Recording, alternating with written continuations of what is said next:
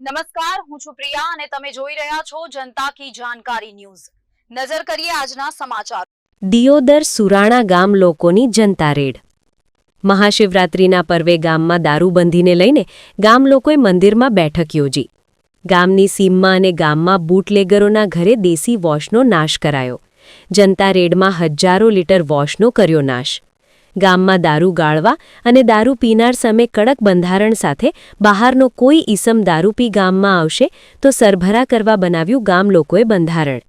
દારૂના ગાળનાર બૂટલેગરો સામે 50,000નો દંડ અને પીનાર સામે 5100નો દંડ કરવા નિર્ણય।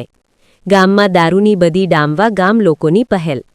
અનેકવાર વારંવાર પોલીસને લેખિત અરજી આપવા છતાં ગામમાં બૂટલેગરો સામે કોઈ કાર્યવાહી ન થતાં ગામ લોકોએ જનતા રેડ કરી। 2000 લીટર દેશી વોશનો નાશ કર્યોનો ગામ લોકોનો દાવો। રિપોર્ટ ભરત ઠક્કર, ડીસા, બનાસકાંઠા। આજે અમારા ગામે આમ તો ગામ અમારો ઉત્સાહી છે દરેક સારા કાર્યમાં, અને આ ગામને ઘણા સમયથી આ વસ્તુ બધાની નજરમાં ખટકતી હતી। ગામ અત્યારે પ્રગતિના પંથે પણ છે।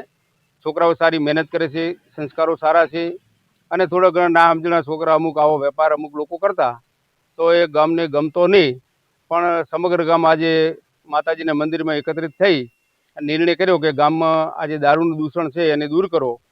જે તે દારૂ જે દેશી દારૂના ધંધા કરતા હતા એમને બોલાવી અને ગામે ઠપકો પણ આપ્યો, અને ભવિષ્યમાં આ દારૂ ન વેચે એના માટે પણ બંધારણ ઘડવામાં આવ્યું છે કે વેચે તેનો 50,000 રૂપિયા દંડ પકડાય તો, અને દારૂ પીધેલી હાલતમાં 5,000 રૂપિયા દંડ, આવો દંડ પણ કરેલો છે। પછી સમગ્ર ગામ એક થઈ લેખિત કરી અને જે તે દેશી દારૂના અડ્ડા ધમધમતા હતા ત્યાં સારો એવો 1000-2000 લીટર વોશ હતો એનો પણ નિકાલ કરેલો છે સાથે મળીને, અને ભવિષ્યમાં પણ કોઈને વેચવો નહીં એવું અમે બંધારણ કરેલું છે।